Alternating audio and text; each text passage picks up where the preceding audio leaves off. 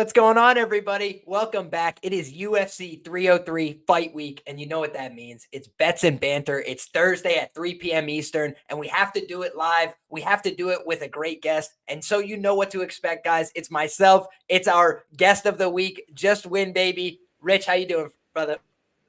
I'm good, bro. All the patience in the world. I was expecting you to be traditionally late, but it's all good. Ready to go. Huge pay-per-view card. Looking forward to it.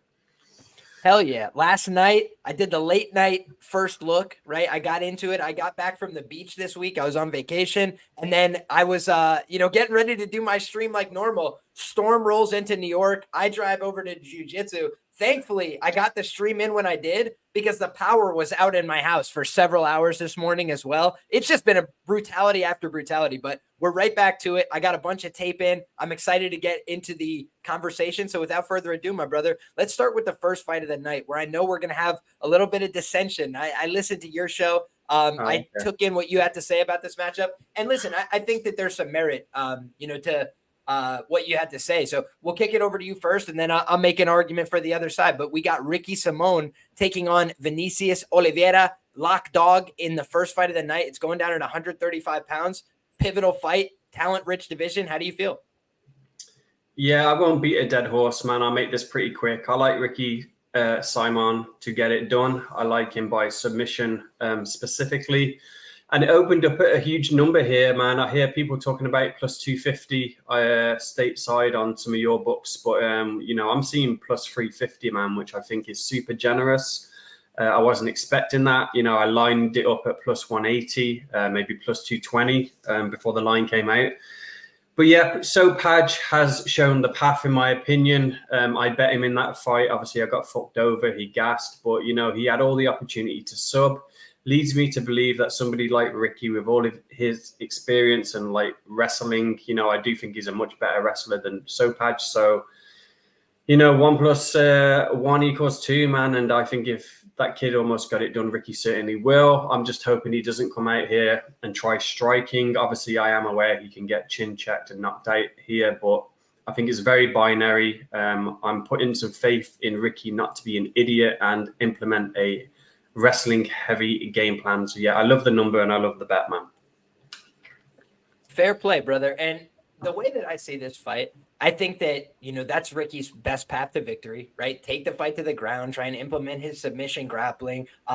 We see at his best, he could be a volume takedown threat. He could go out there, put people on the mat, but also he could threaten with submissions, right? He's 4-1 career to the submission. I think Jack Shore, that submission win has aged well. Gaetano Pirelli, I really don't rate that win in terms of the submission equity there. The Merab Dvalishvili one, it's a beautiful submission entry. Did he finish it? Between you and me, no. But, literally the referee and everybody's like holding him down on the mat, like, don't get up. And Merab's like, what? And then they call the fight off. But in any case, he's obviously a dangerous grappler. I think that what we've seen from Ricky is sometimes he's just not a great decision maker on the feet. I think number one, against Song Yadong, the way that you beat a guy like Song is you make him tired. We even saw Petr Yan turn to his wrestling a little bit against Song Yadong in order to just make the guy work at a high pace rate, make him uncomfortable, hit him to the body, do things that get him off his game plan. He's extremely athletic. And Ricky Simone is an athletic guy. He's got skills in every position. But I felt like he kind of got his confidence broken a little bit in that fight. We've seen it develop over time where Ricky has gotten into this, I am the guy, I can be the guy. But most of the big steps up in competition throughout his career, he has stumbled in those opportunities. And for me, what was kind of a problem was the Mario Bautista fight, because that was an opportunity to bounce back, get on track. It's the right kind of opponent. Mario Bautista, not the most prolific finisher in the division. When he has been, it's been against the lower end of the division most often. So I think of a guy like Bautista, he's fought the upper echelon guys when he first got to the UFC. Corey Sandhagen gave him the paces, beat the shit out of him, and then submitted him in brutal fashion. So there's been a couple of times where he's gotten checked in his own right. I think Trevin Jones caught him as well, if my memory serves. So I was like, man, this is a winnable fight for Ricky.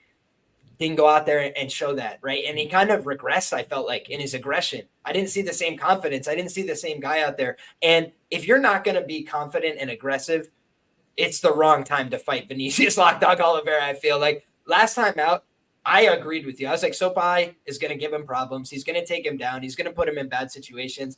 And a lot of that was taking place. But then by the end of the fight, he not only gasses him out, he beats the absolute tar out of him. I think he could have gotten a leg kick TKO, but instead this guy's like, time to shine, baby, and just sprints across the cage, fires that flying knee, and the rest is history. I mean, he's got a knockout of the year contender. He's the exact kind of guy that Dana White wants to promote, right? He'll go out there and call out somebody. He'll talk wild and crazy. He'll try and knock everybody out. And when he loses, he gets starched, right? It's like that's the kind of archetype. Go out there, put on a fun fight, take a lot of risks, try and finish people. And he's got a ton of professional experience. You know, Ricky Simone, one of the things that is a calling card, he's got all these pro fights. The same is true on the other side for Lockdog Oliveira. When he's lost to these guys, I go through the record. I always try and make sure, is he losing to Fugazis? No, he lost to some pretty quality pro MMA fighters along the way. So are they household names? No, but they're 13-5 pros. They're, you know, guys that have built up their own real records. And I feel like this is a guy that's ready right now to go out there and knock out a guy like Ricky Simone. So we're going to have to live to find out. But I think if he's able to get back up in the wrestling and grappling phases, you know, Ricky minus 2XX is not going to look right here. And I do think he can get up. He's a big guy for this division, 5'9", and he's very strong, physically, powerful. I think he's going to dig underhooks. I think he's going to work his way back up if he gets taken down. But ultimately, the cap on this fight is like ends by sub, you know, Simone by sub. I don't think it's crazy to play Oliveira by sub. He's a brown belt in Brazilian Jiu-Jitsu. Ricky, when he gets hurt, is going to shoot takedowns, I believe, in this fight. So a couple different opportunities to play this. But for me, those are some props that you could look at from a money line side. I like the dog here. Next up, my brother, we've got Carlos Hernandez taking on Ray Suya. And this is one that I taped right before we got on the air, brother. I had said on my stream last night, I haven't taped Ray Suya. What am I going to fucking tell you guys about the fight? You know, I didn't have that much to say, except that I felt like it was wide inherently.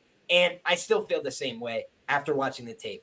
Now, it's not to say that I don't think he should be favored. I do think Ray Suya should be favored in this fight. I do think that he's a better athlete. I think he's a guy that's probably a little bit physically stronger than Hernandez. I think he's a better wrestler technically. He does a lot of interesting things when he wrestles. But also, outside of that, I think he's a very raw fighter. I think his striking needs a lot of improvement. I think his defense is virtually nothing to speak of, right? The guy just gets hit cleanly, takes some risks when he's shooting takedowns as well, puts his head down very low. Saw him get dinked on the head by Clamaco or whatever that guy's name was.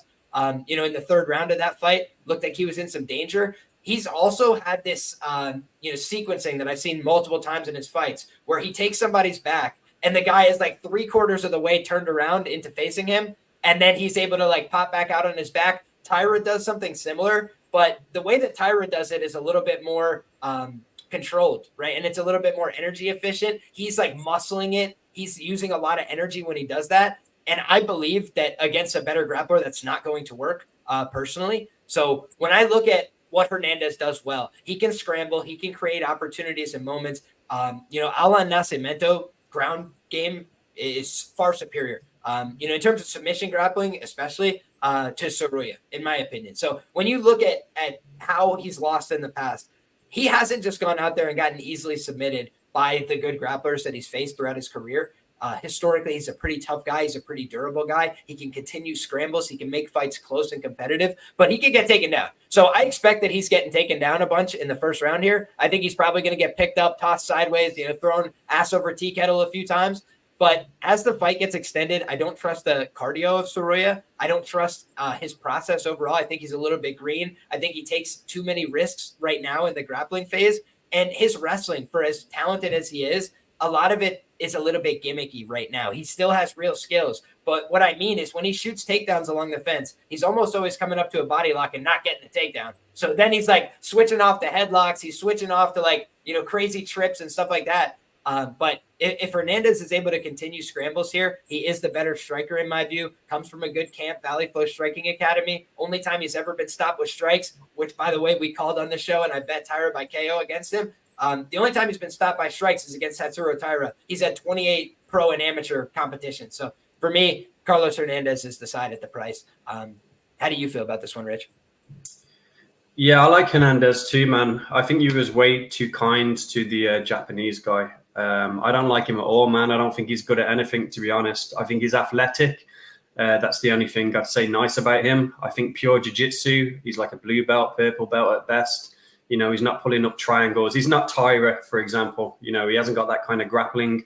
I think he uses his athleticism to bully people. You know, he shoots these double legs like you mentioned, but I've seen him struggle with even bums on the regional scene with those. He eventually gets them because they're trash opponents, but he struggles with them, man. And I know it's easy to look at Hernandez's losses. You know, he's got a couple of submission losses, Tyra, like you mentioned, and Nascimento, but I think they're a different class to this Japanese guy. I think that for the price of plus 350, plus 375 on Hernandez, you should be willing to find out. It's kind of like the Jekka and the Wilson situation. Like, you know, one guy's got a big deficiency in Jekka, so you got a huge price tag, so why not pay to find out?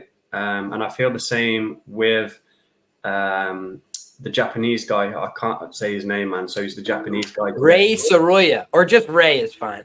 Yeah, we'll call him Ray. So yeah, Ray, you know, he's 22, super young, making his UFC debut. What about Octagon Jitters, flying to the US? He's on a big pay-per-view card as well. You know, that leads me to believe that he is going to get the jitters. You know, it happens. He is young. It's a big occasion and the rest of it. So I've got that going on my side. And I don't even think that he's likely to have success. You know, you're talking about he can throw Hernandez around and whatnot in round one, and then maybe he falls off. I do definitely think he falls off, but I'm not even convinced that he has his way in round one, man. I think Hernandez is a good scrambler. I think he's purely better than this guy on the feet. You know, if there was no takedowns involved, you know, I'd definitely be more inclined to be on the Hernandez side. When he did fight somebody of decent competition or half decent competition in Mark Lamaco head kicked him, negated the takedowns in round 2 and 3. You know, the guy struggled to get him. And I just think that Hernandez is a step up from Lamaco. Like I said, I think we can give him a pass on some of his losses. Tyra, Nascimento, round 1, he was a big fucker. They were dry. He got a sub, you know. There's no shame in that. But I think he's learned from them, you know.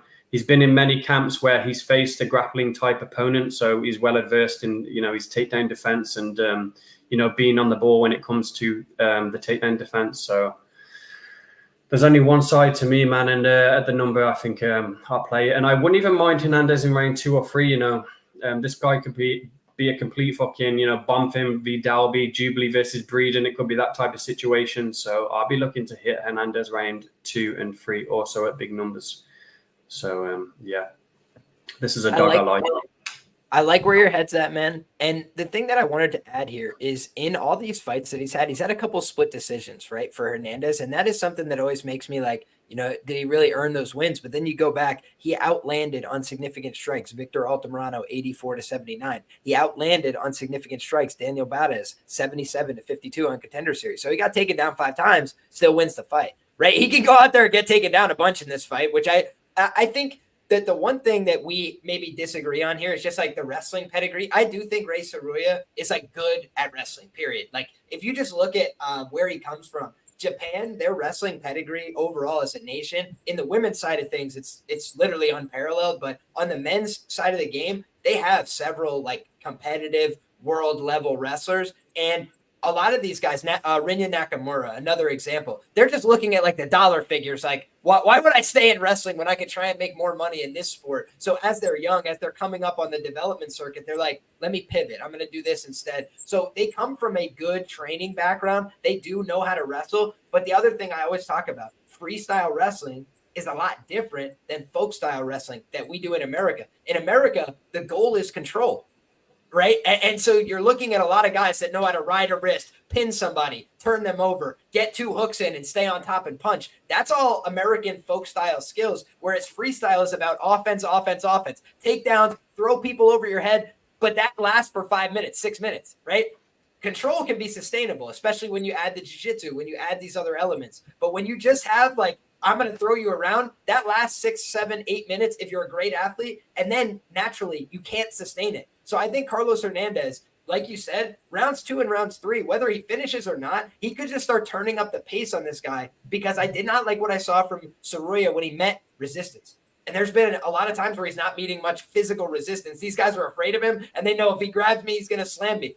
I think Hernandez is like, slam me, kid. Let's get back up. Let's keep rolling around. Like, he just is not afraid of the fight. He's willing to grapple. So for me, that's what makes Hernandez a live underdog in this spot. We can move to the next fight, my man, where we've got Andre Arlovski in the heavyweight division. He's taking on Martin Buddy Budai. And I want to just lead off with one interesting narrative note as I kick this one to you, Rich. There are 3 fighters here that are a little bit older, longer in the tooth. They're all from the original team of Jackson Wink, and that is Andre Arlovski, Michelle Waterson-Gomez, and Cub Swanson. I just saw them like post something about that. So I thought that was interesting, right? And I was curious, how do you interpret this matchup? Because for me, you got a 45-year-old Arlovski in any division other than heavyweight. It's like you wouldn't even consider ever playing this kind of fighter. And then on the other side, Budai is an incredible prospect. So what is the UFC's head coming into this matchup, if you had to guess? If I had to guess, I'd say they're trying to cut their finances. I imagine Arlo's on a big paycheck and they want rid of that. That would be my guess. In terms of the fight, I think you're fading shit with shit, man. I ain't touching it. I see a lot of people on Arlovski, they're making a case for him, but whether it's heavyweight or not, man, he is 45 and he is all of 45. He come in his last fight bloated. He was lucky it was against Acosta, who's looking to jab in there. You know, he likes a slow pace. I think he was just happy to get the win over somebody like Arlo. He didn't really extend himself in the fight. I'm not saying that Budai will really. You know, he's usually a cage pusher, likes to make the fight a bit dirty, but doesn't do much of anything. But yeah, it's just where Arlo's at this point in his career, man. I can't back that. Like I said, he's been on the juice his whole career. I think he's off it now. One good punch, and I think he might go down like we're seeing against Mays. You know, Mays is nothing to write home about, and one clean punch, man, and he was done. Same with the ground, man. If they happen to go on the ground, however it may come, I think he's insta-tapping. You know, I just think he's at that point. And I don't blame him. Maybe he is just showing up for the paycheck now. Who knows, you know. But yeah, that's all I got really. What do you think he's on, man, Arlo? If you had to like guess his wage, probably 400,000. He makes a lot of money, no doubt about it. But when you look, for me, it's so interesting because Andre, you know, for a while they were putting him on like, you know, Apex cards and kind of just like storing him away. But he is still a fan favorite. He still gets that rub, that kind of like love from the fans. And I think that when you look at a guy for International Fight Week, they're like, yeah, let's get Andre in there. You know, that'll keep people interested in these early fights, you know, maybe get a couple of people to show up early. And obviously we're talking about UFC diehards, right? That's what you think of for International Fight Week. So I think this is an interesting one because on the one hand, when you talk about Martin Budai, let me steel man the case for Martin Budai. Number one, he's a much younger fighter, right? Substantially younger guy. After his last fight, he basically said, like, I'm going to commit to my strength and conditioning. That is like code word for I am getting on the sauce. I'm sick of these fucking guys, you know? And if you look at the Gaziev fight, it's a terrible look. There's just no other way to say it, man. Like, Gaziev walked him down, bum rushed him with shots, just beat him up like he was a nobody. And then when Budai did try to resist, he shot the worst takedown you've ever seen from 60 yards away and just like rolled over on his back, started getting beat up. His eye was like shut halfway through the first round, and the doctor had to come in due to damage from his eye. It all wasn't a great look for me. Now, if he gets on the roids, you know, he's a younger guy, he does have some opportunities to come out here and win. To your point, Rich, if he gets on top, like the fight is over. In all likelihood, Andre Arlovski he's one of the quickest tappers you've ever seen these days. When he gets put on his back, he's like, thanks anyways, dude. I don't need this shit. I am 45. And when you see like a plus 390 or whatever it is on Budai by sub, that's a little indicative, right? I think he was like plus 1,200 to sub Josh Parisian, you know, if my memory serves. So when you look, what's interesting about Budai is if he feels he's got the advantage, he can be very aggressive, right? Against Parisian, for example, he just did exactly what Gaziev did to him. He just walked him down, beat him up, got in his face, threw nonstop punches. So I almost would feel better seeing the first 30 seconds, minute of this fight before betting on a money line side. Because if he goes out there and it's all about respect and I'm going to keep my distance and, you know, I'm going to try and win this decision and point fight from the outside, I don't think he's going to get the Waldo Cortez Acosta treatment where he gets the, you know, decision. I think that they would probably just give it to Arlovski, whether it's a fucking warranted decision or not. He's that kind of guy. So for me, you can get 3-1 on Arlovski decision. You can get 3-1 on the finishing methods for Budai. That's kind of the way I would look to play this from a prop perspective. I do think Budai should finish. If he's going to be anything in fighting, he's fighting a 45-year-old man. He should kind of deliver accordingly. But I just don't have any faith in him to do so. So what was you right now? Yeah, what was you thinking then with the free Jackson wink people? Did you have like a theory on that or something? So I have a few different theories, which is like, are they trying to give them winnable fights? Which I think they kind of all did get winnable fights, right? If you look at Budai, he's never really fought anybody quality in his UFC run. And when he did fight somebody who's like fringe quality in Gaziv, he got absolutely fucking destroyed. And he had a bunch of really close competitive fights with the dregs of the division earlier on. We say with love and respect for Budai. But in any case, that's the truth. You look at Jillian Robertson, great grappler, dynamic. I bet on her to win by knockout her last fight. Made me a ton of money. Love the girl. But when she doesn't get fights to the ground, it's typically ugly fights that are hard for her to win. So it's like, okay, they gave, Michelle Waterson-Gomez, who's been working on her wrestling, grappling the last few years. That's basically been the hallmark of her game recently, is trying to wrestle, trying to grapple, or defend when other women are doing the same to her. I feel like this is a fight where they're trying to give another winnable type of matchup. Could they all retire? Yes. That's one of the theories that I have postulating. Like, do they all just go out there, get smoked, and retire? Hey, it was great for all the memories. They go out drinking together after. I think that's possible. But the other, possibility here, I feel, is they're trying to give all these fighters some winnable matchups. International Fight Week, people that have done a lot for the company. They all have 400,000 followers, million followers, like whatever. They've been around. They're UFC familiar faces. And so I don't think they wanted them all to get whitewashed here. I think they tried to give them fights where they could compete. But that's kind of my gut feeling. Yeah, I get you. But he hates Greg Jackson, if you want to add that into it. Remember, he's a fucking weirdo. Sport killer. Anyway, let's classic Dana White. Hell yeah, man. Next up, speaking of, we got Michelle Waterson-Gomez taking on Jillian Robertson. This one is going down in the women's strawweight division. And, like I mentioned, last time out, Jillian Robertson in her backyard in Canada went out there and delivered us the Polyana Vienna TKO win. Love to see it from her. It was a good showing, right? And she went out there, dominated the positions, cashed the KO too. Can't ask for much more from Jillian Robertson than that. She lost the fight before that to Tabitha Ricci, though. So it's not like she's a world beater. She can be defeated. But when she gets fights to the ground, she tends to win the fight. She tends to be very dominant from the top position. I feel like in this fight, she can get on top. I don't think it's going to happen at a super high clip. But for me, the question is just, how much does Michelle Waterson-Gomez still want to compete? Obviously, she still is willing to go out there, put in the training camps. She suffers defeat after defeat, just smile on her face. Hey, I'm back again to do, like, the positive attitude, the relentless willingness to compete. Nothing but admiration for her. But she's 6-8 in the UFC. She's had a couple of chances at rematches, right? Fight the same girl again. Results are getting worse. Things that are not trending, I feel, in the right direction for her. That being said, we know that Jillian Robertson pretty takedown or bust in her wins, right? So interesting fight. Compelled by your mush of the week comments here, Rich. How do you feel about this one? Tell us why Michelle Waterson-Gomez is a live underdog, brother. Yeah, talking about weirdos, man, as much as I like Robertson, she's cool and whatnot, but she's a bit of a weirdo herself, man. I watched the Joe Rogan podcast. I remember she was on that, and she's a flaky girl, man. She's a fucking major pothead. When it gets into the fights, you can see her getting into her head. Round 3, she doesn't look good unless she's dominating the fight already. So I think in this fight, I think it's going to be maybe competitive round 1, and then Waterson's going to run away with it. When Jillian doesn't get what she wants in fights, she doubts herself.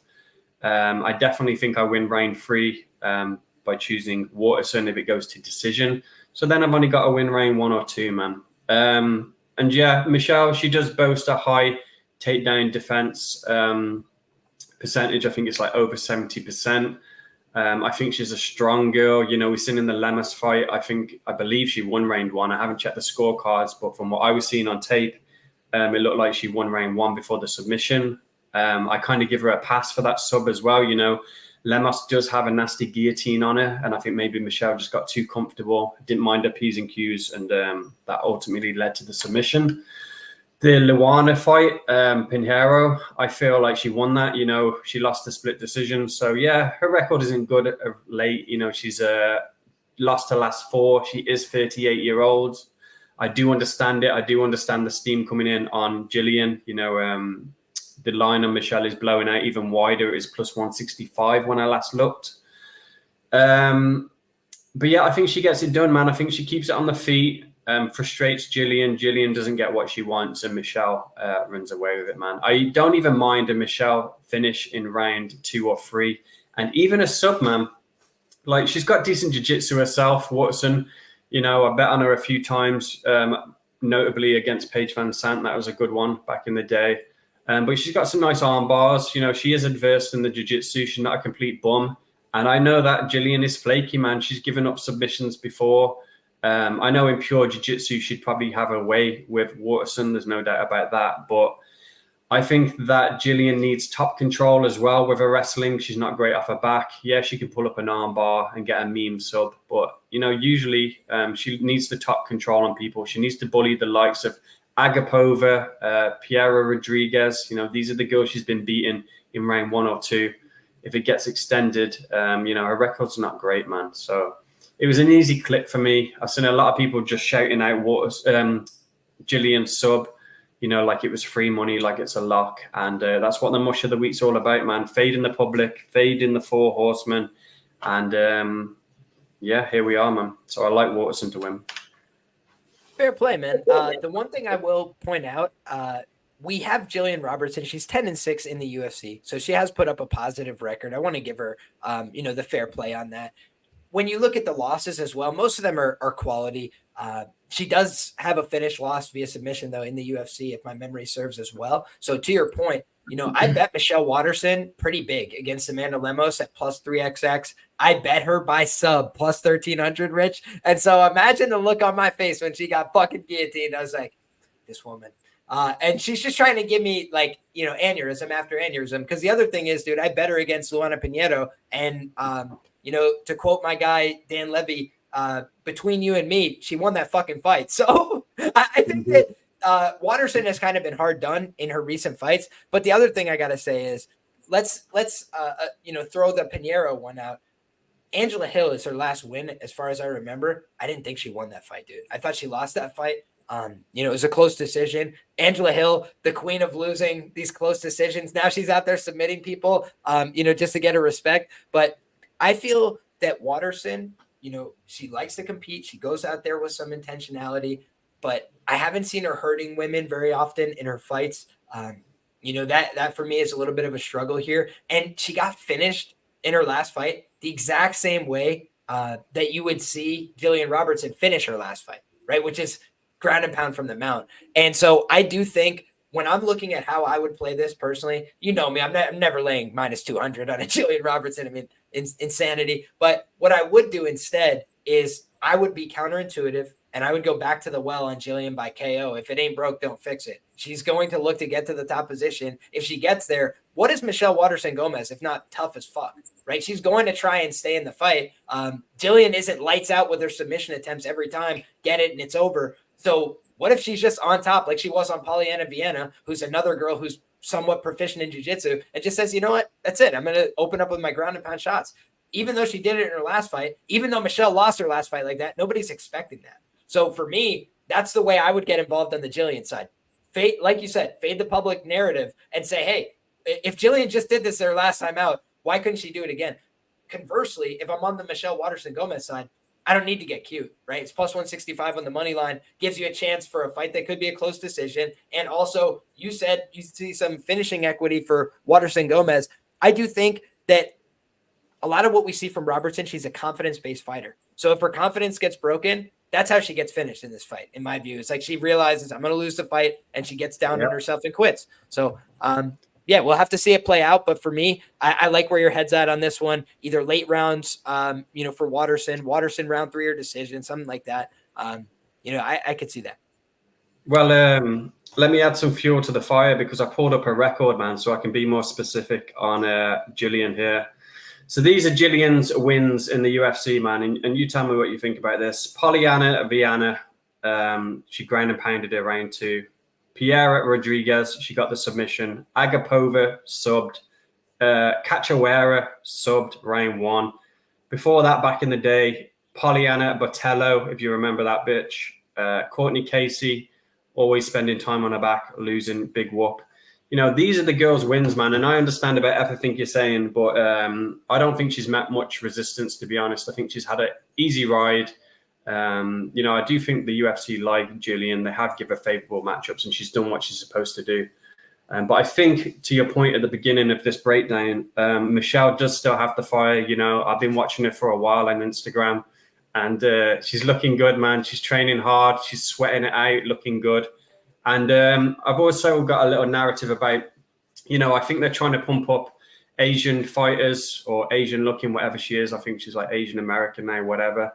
But I think they're looking to set up a Asia card later this year. I think that's why they put Tyra in the main event. I think he'll probably headline that, or certainly co-headline that card coming up.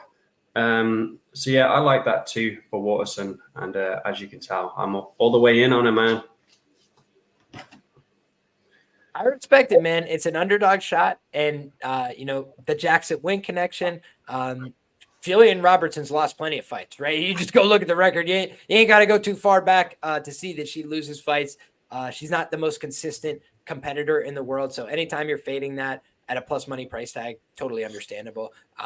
And to your point, the sub is the most controversial way, the most out there take on the Michelle Waterson-Gomez side, but it's a women's MMA fight, right? The most common finishes are always going to be submissions. So if the fight is plus 175 to end by sub because everybody thinks it's going to be Jillian Robertson, that's telling you, hey, they're going to go out there and engage in the grappling. Michelle Waterson-Gomez, does she attempt submissions? Yes, she does. So it's just something to keep in the back of our mind. Someone in the chat, look that up, man. Oh, please go ahead. Tell us what Waterson sub is in the chat. Somebody go look it up. I'd be interested to know. Let's move on, man. 13-1, I believe, when I checked, because our brains work the same, bro. I looked at that during my prop research yesterday. So I believe it's plus 1,300, which it was the night that I fucking lost it against Amanda Lemos. But in any case, Amanda Lemos has the grip of, a man, respectfully. But truthfully, if y'all go back and watch the Miranda Granger fight, she literally squeezed Miranda Granger's head nearly off of her shoulders. It was absolutely insane. In any case, my man, let's move on to this next fight where we've got Peyton Talbott taking on Yanis Gamori. And one of the most disappointing bets I've ever made, Rich, was Yanis Gamori against William Gomez. I did not like the look of that fight. I did not like how that fight trended out. I didn't like the intensity. I didn't like the, retreat. I didn't like any of it, right? And William Gomez, for me, is one of the least dangerous guys, with all due respect, in the 145-pound division. He's a winner. He can go out there and get some wins, right? But he's not going out there hurting many people. He's not going down there putting people down. He's not going out there choking people out. So I feel like William Gomez is kind of just like a guy that wins close competitive decisions. And now I'm looking at this fight and saying to myself, okay, Yanis Gamori, struggling to go 15 minutes with that guy. Peyton Talbott, why is he such a huge favorite? I'll just be plain and simple, guys. They tried to give him a fight that he could go out there and win and put on a highlight reel. And they thought Conor McGregor was going to be on the top of the bill. They're like, let's put a fucking rocket ship on this kid's back and send him to the moon. Because last time they gave him a prospect fight, okay? They gave him a prospect fight against Cameron Simone. And I'll tell you, I've had a very good read on Peyton Talbott since he got on the scene. Picked him to beat Reyes Cortez on the Contender Series. Obviously, he did that. I picked him to win in rounds 2 or 3 via stoppage against Aguirre. He did that. I picked him against Simon, but very hesitantly, right? And so I didn't bet that fight. And I was like, holy shit. When you watch that fight, he walked him down like he was a nobody. And for me, Rich, that was what changed my perception of Peyton Talbott. Because if you look back, the fight that he had with Aguirre, I had said he's going to get him in round 2 and 3 because I felt he was going to take a while to get started. That was always what happened to him on the regional scene. He would kind of be like out there, foostering about a little bit, throwing a little bit, getting hit a little bit. And then he would be like, all right, now it's time to go. And he would just start beating the fucking piss out of the guy and walk him down and get in his face and not walk backwards. And Talbott is like a Terminator, right? In the sense of like how he fights, he's like, I will continue to pursue you. I will continue to walk into you. And those kind of guys, I can just tell you from experience, I try and emulate that style when I grapple, when I wrestle, walk into you, stay in your face, make you make decisions all the time, make you constantly react, put you on the defensive. That is a way to make somebody get tired faster than you, right? I'm making you do things. That gets the other person tired. That gets them on the back foot. That's what a lot of Peyton Talbott's game is. He's like, I'm going to keep doing shit and make you answer for it. And if you're not ready for it, then you're going to get hit by a lot of fucking offense because that's what I'm throwing. And so he's there to be hit. But I don't think Gamori has the stopping power to do anything to him, right? And Cameron Simon, I think, would beat Gamori. Like, I would pick him to beat Gamori in a competitive fight, but I think he'd win it. When you look at this, like, to go from that fight to this fight, it's not like they gave him a linear step up in competition, I feel. What instead they did is like, let's get this kid in front of a lot of eyeballs to get a big highlight finish again. Because last time we fucking wasted it in the Apex, and he just did a number on this kid, put him out for God knows how long. Cameron Simon might never be the same. Like, he literally got the fucking tar beaten out of him for as long as that fight lasted, from bell to bell. And so if Peyton Talbott's going to be a fast starter, we've seen that you can take him down. That is the way that people are going to approach fights with him. He is fully aware of that. He tries to scramble back up to his feet. I don't think he gives up terrible positions. I think he's pretty responsible in the grappling defensively. And then when he gets on his offense, he's just a fucking problem. Whether it's in the grappling phase, I had 14-1 on him to submit Aguirre because Aguirre is a grappler. That's what he brings to MMA. He's like, I'm going to go out there and grapple you. I'm going to take you down. And he did it. And then he realized, oh my God, I just got more tired than he did. And now he's going to get on top of me and fuck me up. And that's what happened. So you just see this guy, Peyton Talbott, has skills in different positions. He's been showing that since the regional scene. And I think that he is a more dangerous, serious prospect than Gamori will ever be right now today. So that's just the way I see it, right? If you have to pick a money line, right, you don't lay the minus 2,000. It's mixed martial arts. But I don't think Yanis Gamori is going to compete here. I think he's going to get fucked up. How about you, Rich? Yeah, I don't like this Talbot guy as like a person, his personality, but I can admit that he's a cool fighter, man. I like his composure in there. That's real good. I like his cardio. I like how he stays disciplined. He is a bit hittable, but he isn't facing anybody yet who's going to take advantage of that. I think the way to beat him is probably wrestling, jiu-jitsu, hold him down, like that kid tried to do, but obviously he gassed.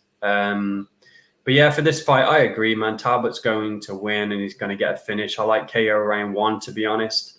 Yanis just doesn't have anything, like you said, to show him that's going to cause him any concern.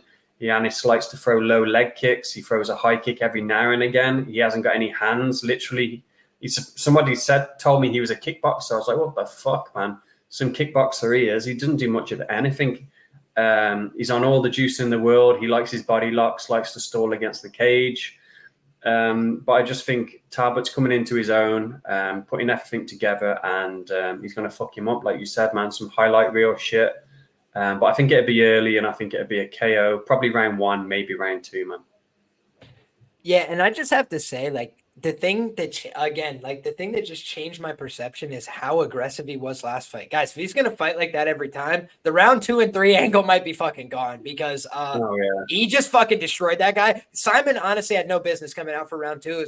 It was irresponsible of his corner to send him back out there. That was a hopeless endeavor, and it was shown to be. So I wasn't expecting it, right? I had to throw my hands up and say, whoa. I was surprised by this, but I've had a lot of high hopes for Talbot since he got to the UFC. And I'll leave you guys on this analysis with a quote from my write-up I did on Contender Series. I said, Peyton Talbot is not the kind of fighter I want to make a habit of fading.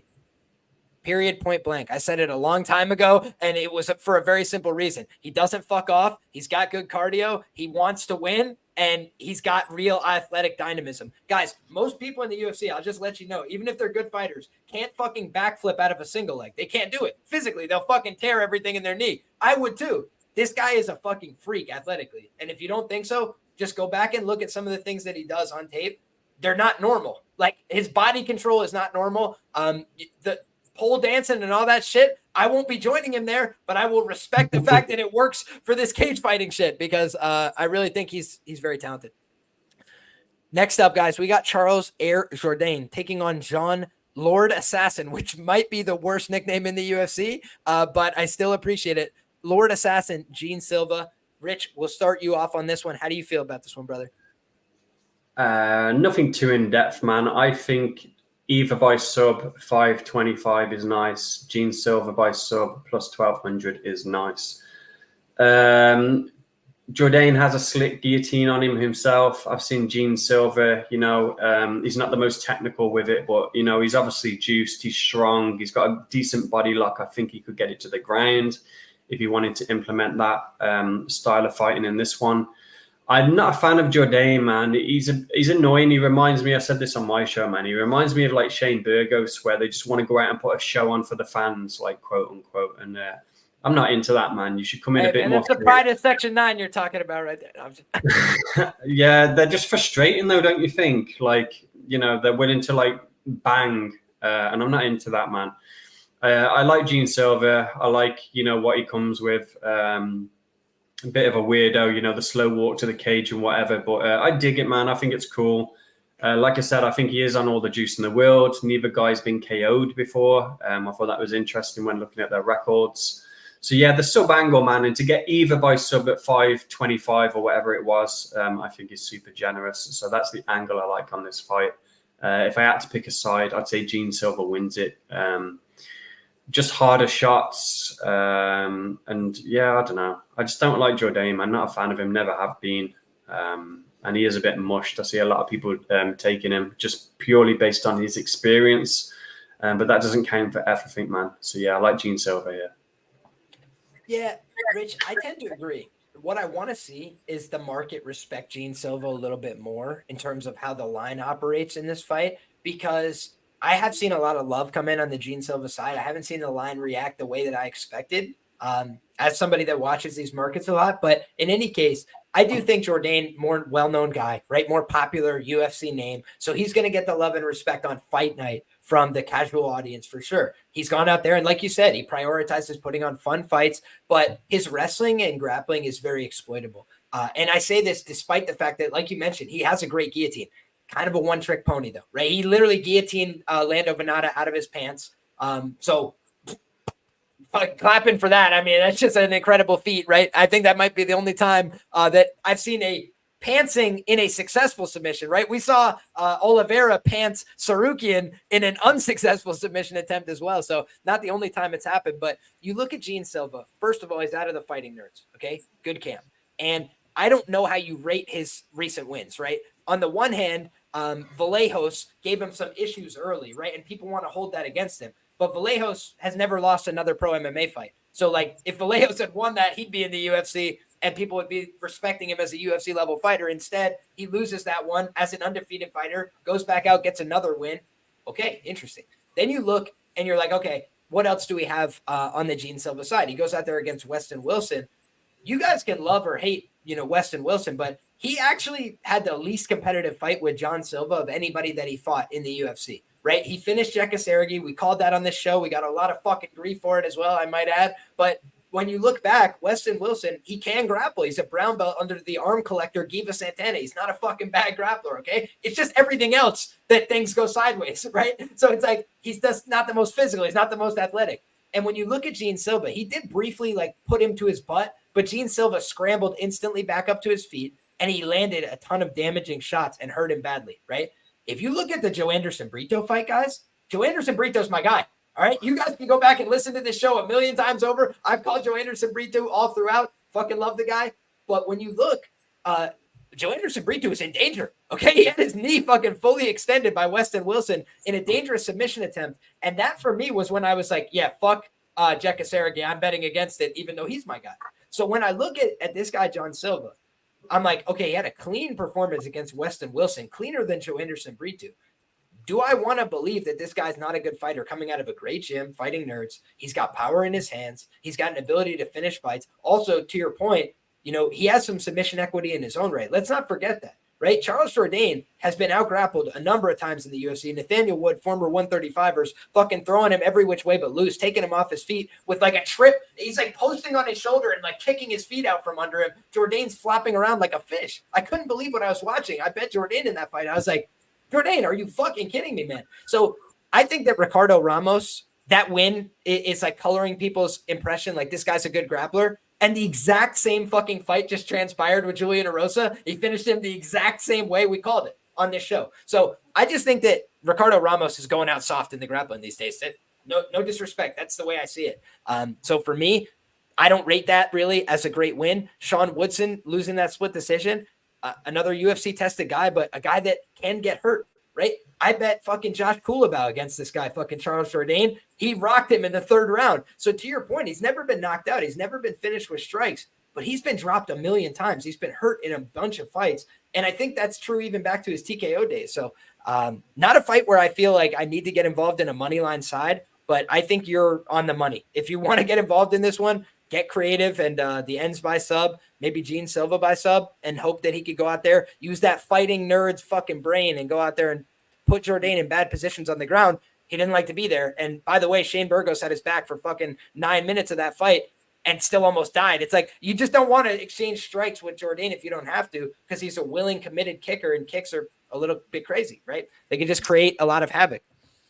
Yeah, you're right, man. And there are a lot of unknowns still about Gene Silva, and I think the market will respect him after this fight. And yeah, to your point, Jordaine does have bad takedown defense. Like you said, Shane Burgos was having his way with him. And yeah, just to address Dick's inside her in the chat, man, I have done my research, bro. Don't listen to everything that you hear. If Jordaine told you he was going to win this fight by a draw, would you bet it? You know, you can't teach old dogs new tricks. And, you know, he's the same fighter. He's always has been. He always comes out, puts a show on for the fans, spars in there. I don't see him doing anything different myself. So he can say what he wants, man. But proof is in the pudding, in my opinion. Yeah, I mean, just at the end of the day, he's got 7 losses and a draw. He's just not reliable to go out there and win every pro MMA fight he's going to be in, right? 22 times he's run out there. He's lost 7 or 8 times. It's like, all right. Good fighter, right? Deserving of respect, but just the idea that he can't go out there and lose this fight to Gene Silva, yes, he can. Next up, we got Cub Swanson, my man. He's rounding out the trifecta of the Jackson Wink crew, and he's taking on Andre Touchy Fely, a guy that I have only faded in the UFC, right? I've never bet on Andre Fely, and I don't mean that to be disrespectful to the guy, but, you know, I think he's been overvalued throughout his UFC career slightly. You know, he finds ways to lose these close competitive decisions. I bet Bryce Mitchell against him. That was a competitive decision. But then I also bet Joe Anderson Britu plus 250 plus 1,000 ITD.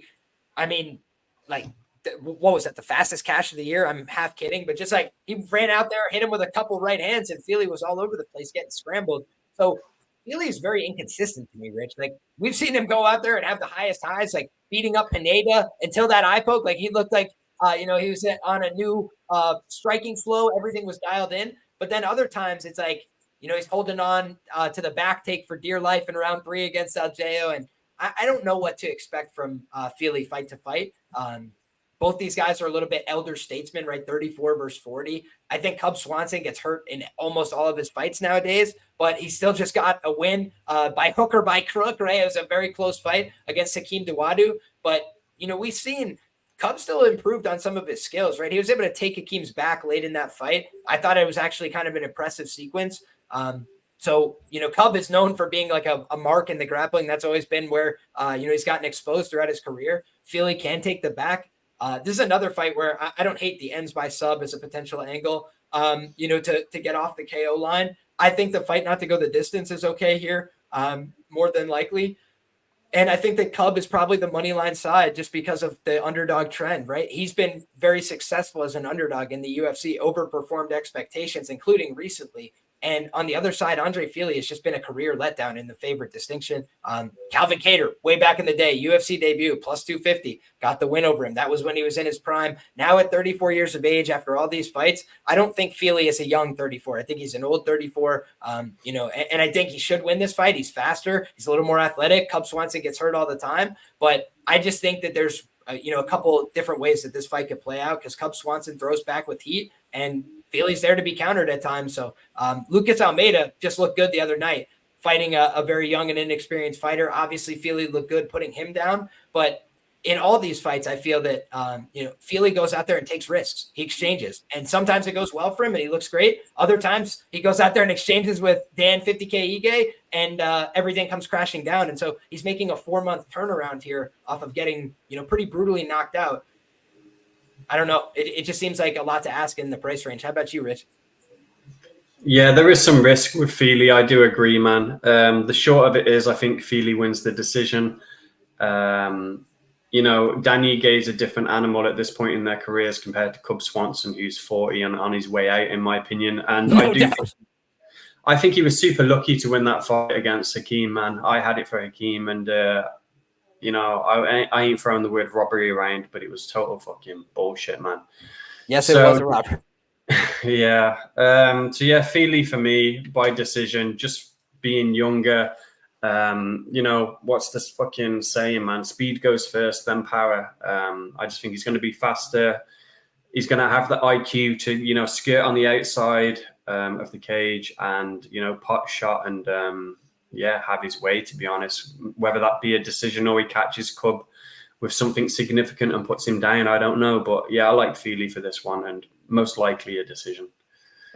Yeah, Fely's way bigger. That's the other thing that stands out. Cub did make that run down to 135, which I'm not sure that Fely could do. He's a pretty, sizable guy. So, yeah, I just think that when you look back at Andre's wins throughout his UFC run, it does leave a little bit to be desired, but, just closer to his fighting prime at 34. I get where you're coming from.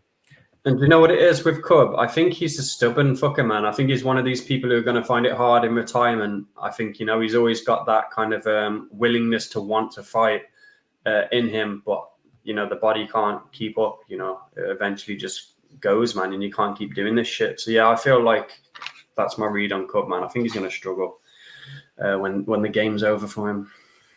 I understand what you mean.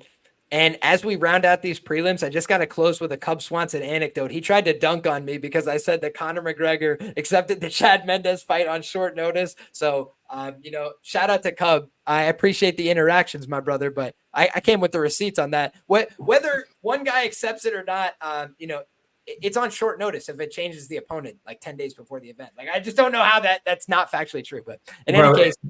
Hang on, bro. Can you name me somebody who has interacted with MMA Twitter and actually been decent? Garrett Armfield or whatever his name was last Charles week. Johnson, the pride of St. Louis.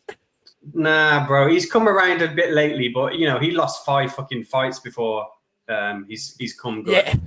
The Esteban fight was the last time where I was disappointed in him, but I actually think Charles has looked, pretty good throughout his run. But Jose Johnson, in fairness, week, he was talking to fucking Guru and shit, and they always take L's, man. That's what I've noticed. Anyway, there's a trend. I'd love to see the stats on that.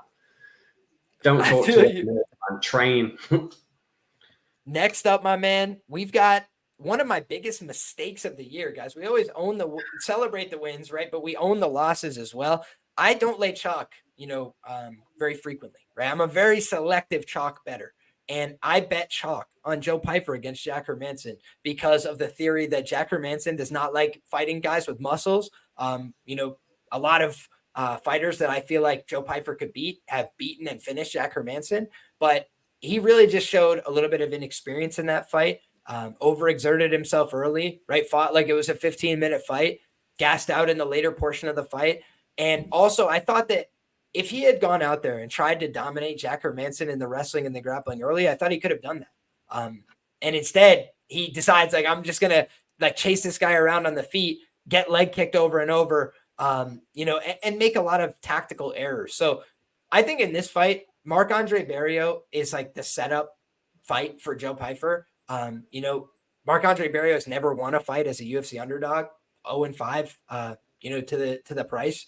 And when you look, a lot of times, he's fought guys that are a level above him and he gets smoked, right? It's not competitive.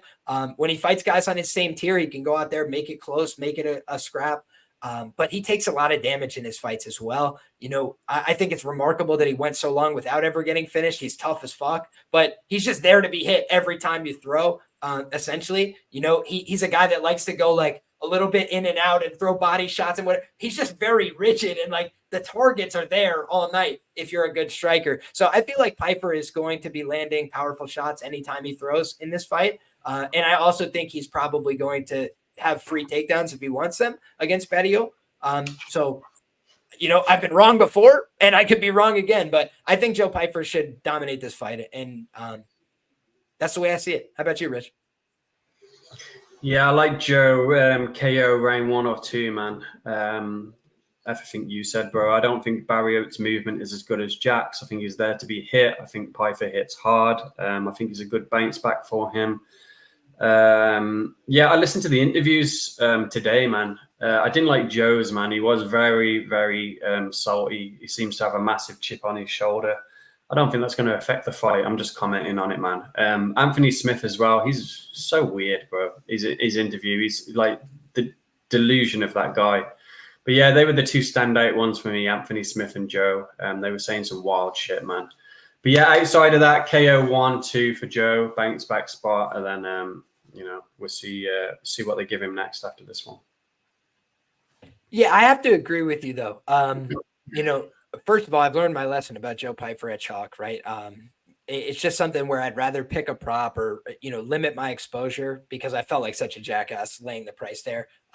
But the other thing I wanted to note is his interview. He does sound like he's, you know, very standoffish. And frankly, I say this just from an objective standpoint, not saying my personal opinion, but he's not coming off as likable. Like, I don't understand what his like angle is, if there is any angle for his like media approach, but it's like, it's just off-putting, right? It's like, fuck these people and, you know, I'm above it all and whatever. It's just like, are you trying to get fans like that? Like, it just didn't make much sense to me, but you know, he is a guy that came up very hard in life. So, you know, for him to not take very kindly to people saying bad shit about him, I get it. You know, he's probably just sensitive to it. So in any case, I think all that motivation I do think has been put into training. What I did like from the interview, Rich, to go back to that, is he's talked about the fact he got on his nutrition program with the UFC PI where they were like, dude, you need more carbohydrates. You're fucking working too hard and not eating enough fuel. And so he was like emaciating himself. You can't train properly if you don't have the right diet. So I think for him, working with a nutritionist, like it's just the right step as a professional athlete. So I think we're going to see a better performance here. Do you know what? Over 3 rounds.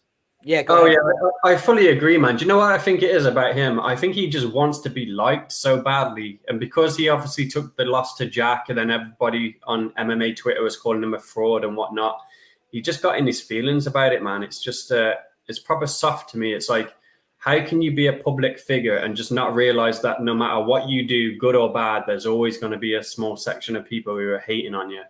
So yeah, the guy needs some thicker skin, man, and just don't give a fuck about us lot. Who cares what people are saying, innit? Just win your fights, get your bonuses, and the love will come.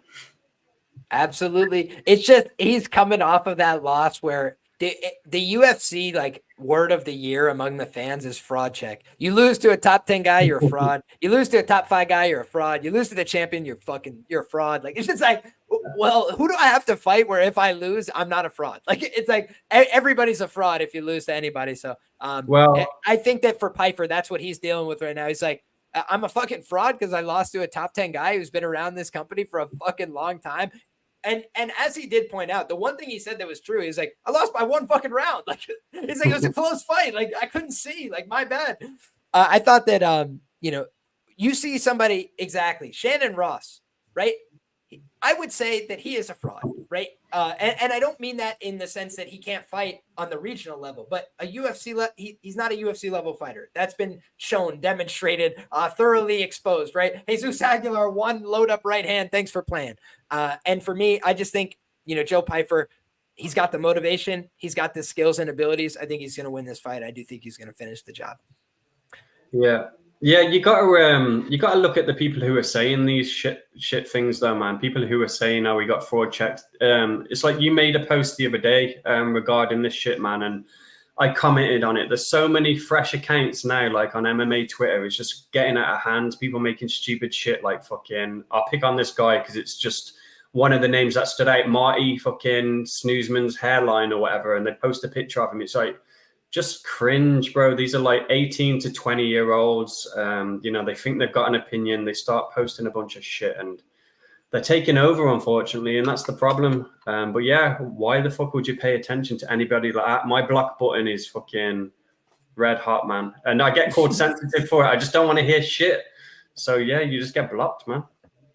I hear you, man. You got to cultivate your own experience on Twitter this day and age. It's getting a little bit crazy out in these streets. But with that being said, my man, let's move to this main card where we've got Ian Machado Gary taking on Michael Venom Page, the battle of three names.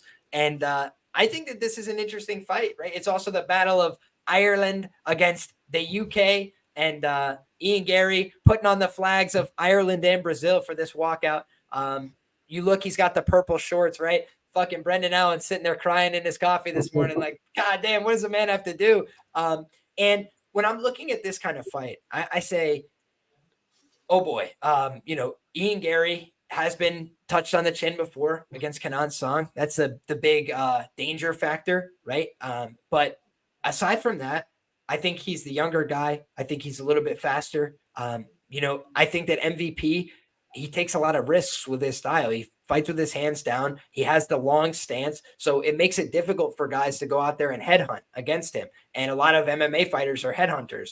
But I just think that Ian Gary is a pretty smart guy. I think he's going to understand the way to target MVP when he's at distance from me is to keep a long jab so he can't get close, and then kick him as many times I can, as hard as I can in his legs so he can't be bouncy in and out of range. That's what makes him super effective. I think people sometimes misunderstand the striking dynamics, right? I'm acknowledging off the top, MVP could absolutely chin him, right? He's fucking broken the skull of another human being before, right? You're a dangerous guy. But when you look at Ian Gary, right, he's aware of that, right? Is he a guy that goes out there and takes a lot of unnecessary risks? No. Like, if you just objectively look at his career, more often than not, if he can press you into the fence, he'll do it. If he can take you down, he'll do it. Or if he can keep a distance that you can't get anywhere fucking near me and I kick you in the leg and move away, he'll do it. And he's done that before in many of his fights. So I look at this spot and I say to myself, okay, Ian Gary's going to punt this guy in the leg as many times as he possibly can. And then he's going to try and put a mix up in there where he's going to go, hey, respect my low kicks, respect my low kicks, respect my low kicks, high kick, and try and take his head off. Which, by the way, he did to Daniel Rodriguez, who just went, at 185, 15 minutes with Kelvin Gastelum and lands 100 significant strikes and looks just fine, right? Everybody told me he's washed. I thought he won the fight personally. If you ask me, I thought he won the fight. I bet it at plus 200. Maybe that's a biased opinion, but I thought he won the first two rounds against Kelvin, who's a 185er, right? Historically, who's had a lot of success in his career. I'm just thinking to myself, okay, so Daniel Rodriguez is washed when he fights Ian Gary, but now he's fine again. Like, everybody just has these short-term views of the fight. So I look and I say, Jeff Neal. Everybody told me Jeff Neal's the guy. He's got the power. He's going to knock him out, man. He's got fucking, steel anvil hands. And I was like, it's going to be a close fight, but I just think Gary's going to get the better of him. He's going to outpoint him. He's going to have more, numbers at the end of the day. That's what he did again. Did he go out there and take a lot of unnecessary risks? I didn't think he did. I thought he fought smart. So for Ian Gary, the frustration I have at times is just the lack of aggression, right? Like, I'd like to see him be more assertive inside the cage at times. I think physically he has the tools to do so in terms of the wrestling, the grappling. Yeah, he doesn't go out there and push it every time. But you know as well as I do, Rich, because I know you've watched the tape from Cage Warriors, this guy can throw people ass over tea kettle. This guy can take people's back. He can grapple. So I think that you look at Ian Gary and say, okay, he's building out a well-rounded game. He's a young guy. He's trained with all the best guys in the world. And if he wins this fight, he's probably one fight away, if not in a title fight, in his next opportunity against Leon Edwards, who kicked him out of the gym, right? His coach kicked him out of the gym. There's already a bunch of built storyline. So yeah, MVP is a fun story. And if he wins the fight, all I can do is take my hat off to the guy and say, hey, fucking respect. At 37 years of age, after all this time in the game, well done. But I look at a guy like Ian Gary as a talented fighter with real skills in all positions, and I think that he's more likely to mix up his game here. I think last time out against Kevin Holland showed the path to wrestling this guy to the ground and making him look average. And instead, right, Kevin, like you say, wants to be this, go out there and put on fun fights, go out there and have the highlights and, be in the brass's good favor. That led to him losing the fight that he otherwise, I feel, could have won. So respect MVP, beat the shit out of Kevin. Kevin has a brick for a head, right? He's got one of the best chins you've seen. MMA betting mastermind says Gary has never grappled offensively. Factually wrong, factually incorrect. Go back and look. That's factually incorrect, dude. So whatever. Fucking Rich, please take it away. Yeah, I agree, man. You covered quite a bit of it, to be honest. I'm trying not to fucking pat myself on the back, but it's worth mentioning. I max bet MVP against Kevin Holland, but it didn't really tell us much still, in my opinion, about MVP, because Kevin Holland, in my opinion, is a UFC shill right now. Ever since he got paid for the Shemaya fight, I think he's just showing up. This is a cool job to have. What else is he going to be doing with his life? But I think he's got bank, man. I do think he's just showing up for these fights. And then, the UFC give him favorable ones for doing them favors. So, yeah, I don't think MVP had to be on his game that night. Kevin, yeah, he wrestled a little bit, but he didn't push it massively like he should have. But in terms of this fight, everything you said, calf kicks, I wish Gary was a bit more aggressive. I do think that it could come in this fight. I do think he could catch MVP with something. We've seen him being knocked out before. Many people don't land on him, man. So I think when they do, he doesn't like it. I know it's completely different, the bare knuckle boxing fight he had with Mike Perry, but when he does get landed on, he doesn't like it. I definitely think Gary has the tools to fuck him up. Look at that Song fight. I know Gary got caught himself in that one, but he's pretty technical with his striking, and I like the fact that he stays safe. Sometimes it's not the most, pleasant thing to be watching, but if you're betting on him in this fight, what do you want from him, man? You want him to stay safe, keep the range management, don't get caught with something, and if he happens to win by leg kicking and, throwing one or two punches, throwing the jab out, then so be it. Get the W by any means necessary. It would be nice if he offensively grappled here. He has been working with Oliveira quite a little bit now. So, why not show us that, man? Implement it into your game. Show people that, there's more levels to your game than just, hitting and running and point fighting. So we'll see on that, man. But I like your little narratives that you got going on, man, that you're talking about Leon Edwards kicking him out the gym. That is a huge fight to sell there as well. Also, he's on the card that was originally supposed to have Conor on it. That was supposed to be a thing. Wouldn't it have been great if they could both win and celebrate together? So, yeah, I like the Gary side, man. I think MVP's here just to be a showman. He's put on some cool fights, exciting fights, but I think he takes an L here and, he'll get a bounce back fight, something cool, man, where he can knock somebody out finally. But yeah, I don't think Gary's the one for him to be doing that on. So yeah, Gary for the win, man. Yeah, I agree with your overall take. I think MVP can beat other guys in the welterweight division, right? I don't think that he's like dead letter. I think he's a good fighter. I just think this is a tough matchup for him. And historically, he hasn't been an underdog very frequently. He's done okay in that odds distinction, but Ian Gary's been favored every time out there in these fights, and he's won every single time. So I think that he deserves a little bit more respect than he gets. And I get why people don't like him, right? He does have confidence, right? He's a little bit of a cocky guy at times. He's also a little bit cringe at times, but I think that his skills are legit. So it's just, you got to give the skills their credence as well as everything else.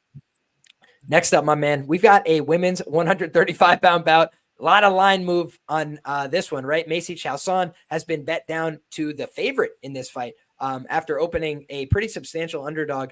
I think minus 238 was the opener on Mayra Bueno Silva, gone completely the other way here. How do you feel about this one?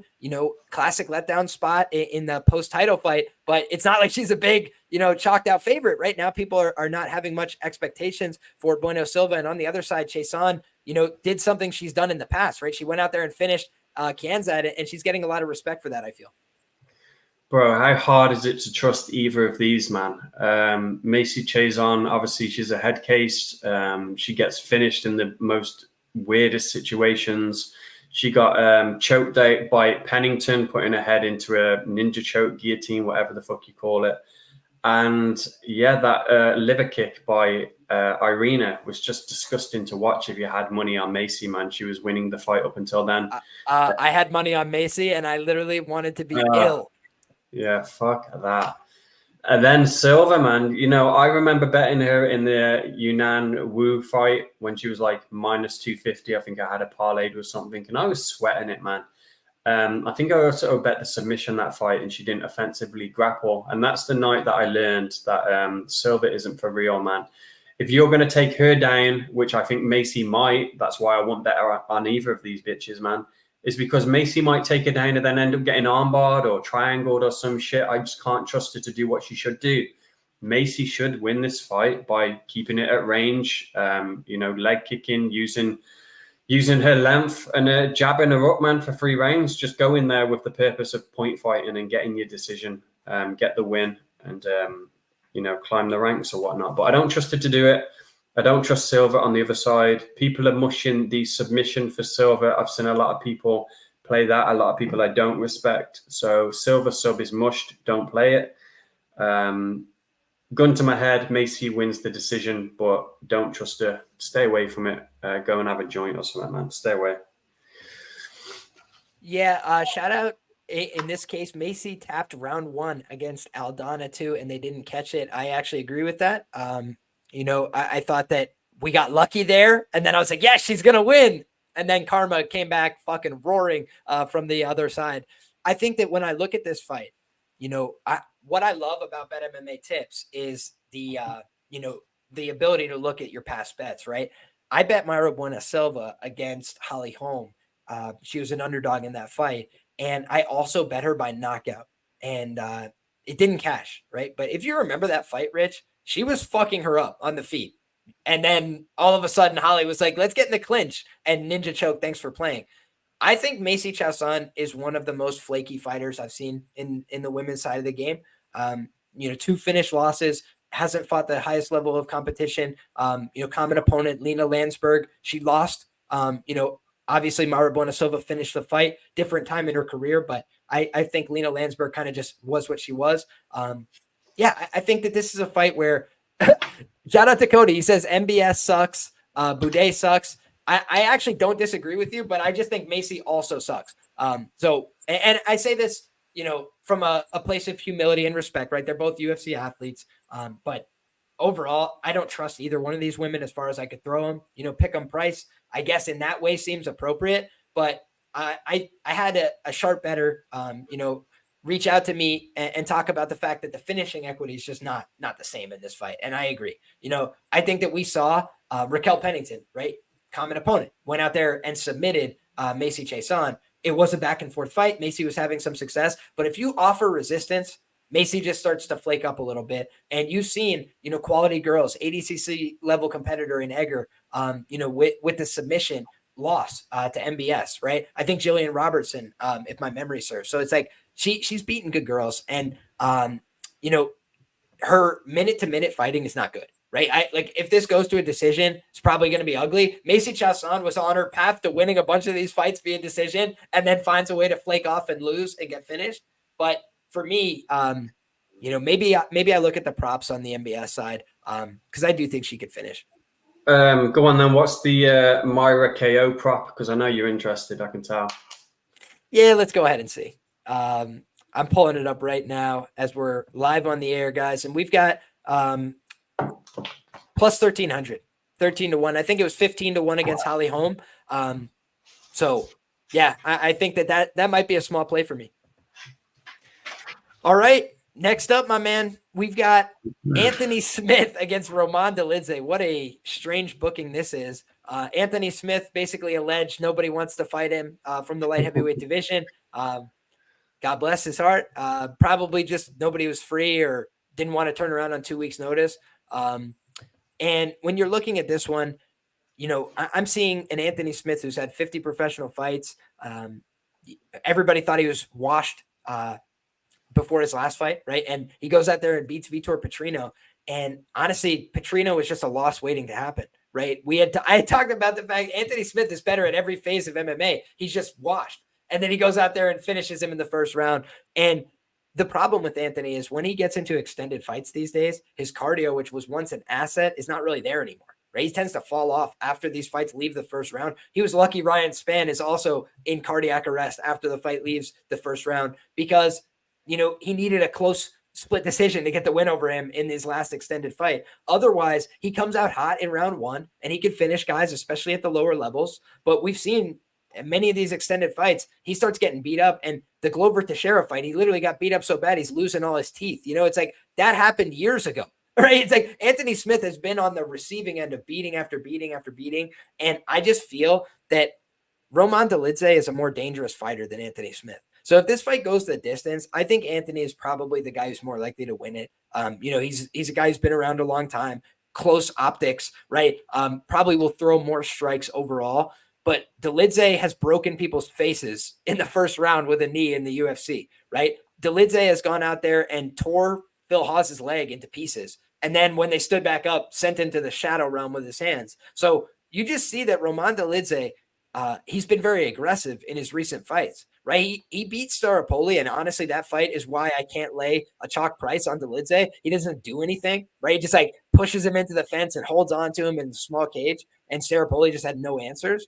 But when I look at how Dolidze, approached his other fights, Jack Hermanson could really grapple, guys. Jack Hermanson is a black belt in Brazilian Jiu-Jitsu, and he was able to get one dominant position, and Jack couldn't move, right? And so I think that Anthony Smith has been stuck in a lot of bad positions before and TKO'd. Like the Glover Teixeira fight comes to mind. And then I'm thinking about, okay, Anthony is very difficult to submit, but he's been fighting in the light heavyweight division where most guys are not very good submission grapplers. And that's what he's taken advantage of. He's like, man, I'll wait till this guy gets tired, hop on his back and finish him. And I feel like in this spot, like Dolidze sub at over 10-1, I was a little bit surprised by, I must admit, Rich, just because I respect Dolidze as a grappler. He's very aggressive. And while he's been finishing these fights via TKO from top position, he literally, like, if you step in and have me referee instead of Big Dan Marigliata, we're stopping the fight after Phil Hawes stands up and like does the 3 bounce backward step on his knee. Like he literally couldn't stand up properly on his knee because it was destroyed by a heel hook. So I think of Anthony Smith as a guy whose jiu-jitsu is mostly like you get tired and then I come out on your back, or you're Petrino, I'm beating you up on the feet. You take the worst shot of all time and I guillotine you. Like Devin Clark, you take the worst shot of all time, I put you in a triangle choke or something. Those are the ways that you typically see Anthony Smith win these fights via submission, like late back take when the guy gasses, or first round sub of a guy who's terrible. And I think that Roman Dolidze is not terrible at grappling. I don't expect him to get submitted by Anthony Smith in this fight. And then it's like, okay, who's the better submission grappler here? I feel like it's Dolidze based on what we know on paper. I think he's the better wrestler. I think he's a little bit more composed in those phases, but because it's not his natural weight class, it leaves a little bit more room for ambiguity here. How about you, Rich? Interesting. I like Smith and I like him by decision. It's 400. I think that's a good way to go. Just because of the short notice for Roman, he was up in the mountains sticking it to fucking Chian. And, his cardio hasn't been the best either, man. You mentioned it with Spann and Smith. I do agree Smith's cardio isn't what it was. But yeah, short notice Roman. I think he's more likely to gas in this fight. Smith's had somewhat of a longer camp and whatnot. So yeah, Smith decision's a good angle, man. I understand what you're saying about the submissions of Roman. They are legit, He has had some good submissions in his career, and Smith isn't some fucking wizard. He is prone to being subbed himself, so it could happen. I do get it. But yeah, based on how I think the other fights go around on the main event, and dogs winning, favorites winning, and whatnot, I think Smith is the underdog, one of the underdogs that wins, man. So yeah, I like Smith, man. But his interview, bro, what a weirdo, man. Talking about everyone's dodging him because he's the great Anthony Smith. You know what I mean? Like everyone should be scared of him, and then he's talking about Jeff Novitzky. Thanks for cleaning up the sport. And I think he said, quote unquote, guys, I've been the anti-ped guy my whole career. It's like, have you? Has anyone literally ever said that? You know, he creates these like straw man arguments that make no sense. He's an idiot. The fight with John Jones where he should have took the fucking W and he's talking about integrity and all that shit. Like, fuck that, man. Make your money. And John Jones is a pet fucking abuser. You know what I mean? Like, the irony of that, you know, you could have like stuck it to him by taking the W and sticking it to the guy who's been on fucking steroids his whole career. But yeah, I think I'm going to make a video one day about the lack of IQ in these fighters. Anthony Hernandez, Gillian Robertson, Anthony Smith. There's some real weirdos out there, man. But yeah, let's move on. That wasn't very nice, was it? Indeed not. And I would just leave with this point on this fight. You know, Delid, his losses recently, Imavov, you know, top guy in the middleweight division, you know, guy who's in the top 10. Marvin Vettori, top 10 guy in the middleweight division. Personally, I thought Delid won that fight. And then prior to that, beat Jack Hermanson, prolific top 15 guy in the middleweight division.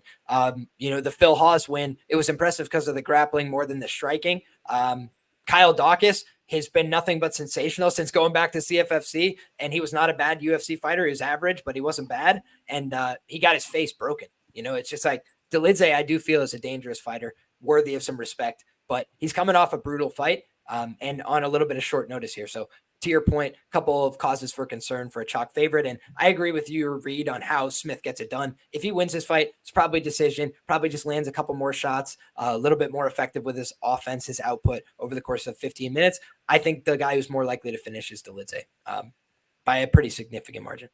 Next up, we've got Brian T-City Ortega taking on Diego Lopez.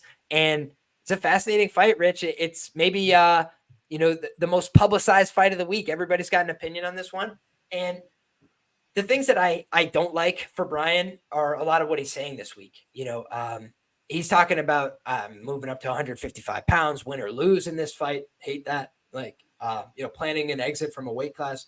Also, he talked about before his last fight, you know, should I retire? You know, should I be done with this stuff? I got a family, you know, I got a church. I have things in my life. You know, I could teach jiu-jitsu. I could do these other things. I don't need to do this anymore.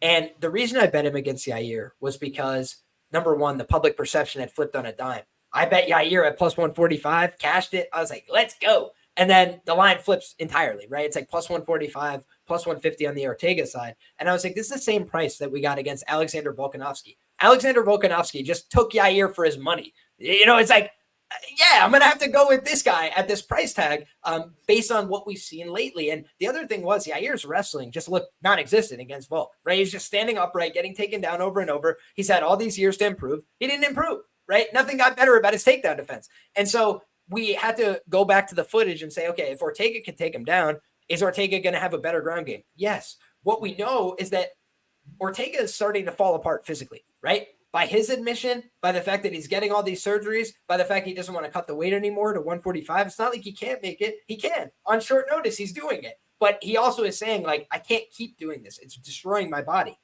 I almost had a heart attack last time out with 3 units on Brian Ortega because before the fight even starts, my man does a jump up in the air and rolls his ankle visibly on national television. His ankle is like, oh, like he just does this like weird step off. And I was like, oh no, he's going to get knocked out in the first round. And then he virtually got knocked out in the first round, right? He got battered all over the place. You know, a quick trigger happy ref might have jumped in there and stopped it, right? If all the money was on, you know, Mark Woodard would have. Yeah, if all the money was on the other side, maybe things go differently, right? But instead, all the money was on Yair. They're like, let's give him a long leash. Let's see if Brian can come back here. And then Brian got on top of him, and Yair folded the 10. That was just what happened, guys. Like, Yair just had nothing left to give. It was a great choke, right? It was sensational, good technique, all that stuff. It was a man after my own heart. Going to a choke I go to all the time. But I also just have to say, is that going to work against every guy? I think that was against Yair, a guy that's kind of fish-like off his back. Frankie Edgar exposed that way back in the day. He throws up great submissions, and that's it. So it's like he throws up a couple good dynamic guard attacks. He'll go for that overhook. He'll go for the armbar. He'll go for the triangle. You pass his guard, that's it. That's it. That's the end of it. So it's just like, okay, Ortega had this free pass, right? Take this guy down, and the fight is over. I can beat him. Does he have that here against Diego Lopez? I don't think so, personally. number one, Diego Lopez is going to attack the entire time. So if he's stuck on his back, he's not going to be like, all right, time to just lay out here. He's going to be attack, attack, attack, attack. Sometimes that leads to him losing a close decision with 5 submission attempts, right?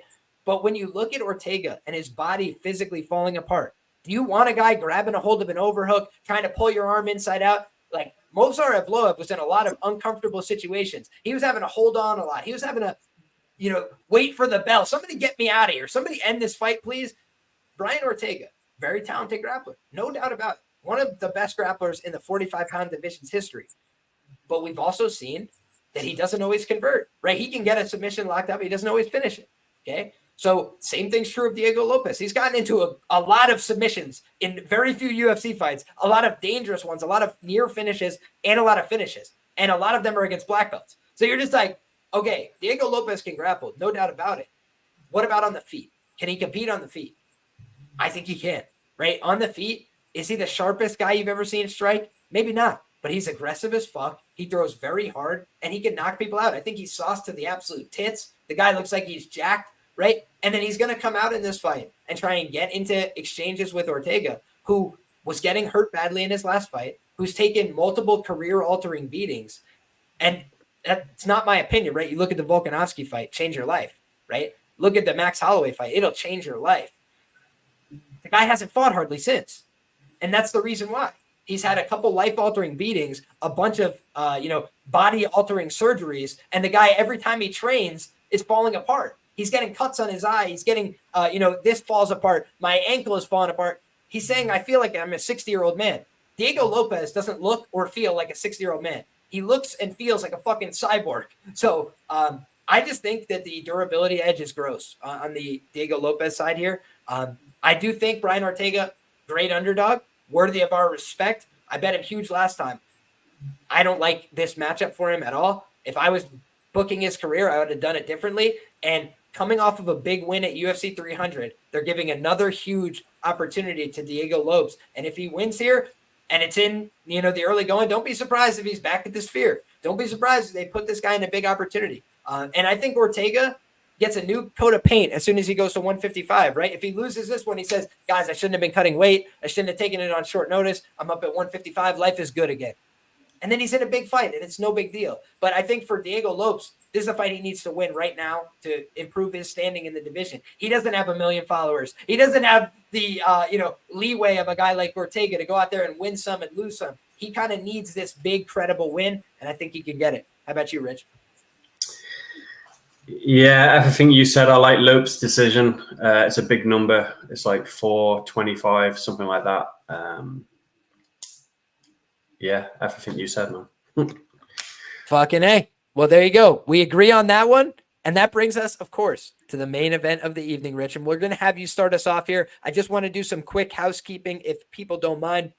Guys, if you haven't already, drop a like on this video. Get subscribed to the channel. We're here talking fights each and every week. When there's UFC action, we're breaking it down on the first look. We're breaking it down with a guest here on Bets and Banter. So if you guys don't mind, do those quick little things to support us. Drop a like on the show, get subscribed, and then find us both on social media at LiamPicksFights for myself, at Just Win Baby with 2 T's. That's 2 T's over there for our guy Rich. So make sure you go support us there. Thank you guys for that support. And without further ado, let's break down this main event, starting with our guy Rich. How do you feel about it, brother? Yeah, so I'm glad we got this, man. I think it's much better than Conor versus Chandler. So I'm glad we get to see this rematch. Even just the stare down in the first fight was intense as fuck, man. Like, I don't get impressed that easily, man. But I had fucking goosebumps, man, when they were standing across from each other. It was fucking awesome. So, yeah, I love it, man. I hope that Jiri implements the same game plan that he did in the first fight. I know he got caught, but I feel like the game plan he implemented is the best path to victory for him. Make it dirty, put Alex's back to the cage and be elusive, give him stuff to think about. Don't let him set and don't let him get his reads and get in his face, man. Mix in some takedowns as well. I think that would serve him well. But yeah, outside of Alex catching him like he did last time, I think this is Jiri's fight to lose, man. I'm surprised by, I wouldn't say I'm totally surprised by the number. I just think it should have been a pick'em. I don't think it was fair putting Jiri as a plus 140 underdog, 150 underdog. But I do understand, you know, they have fought before, so you have to equate that into the line.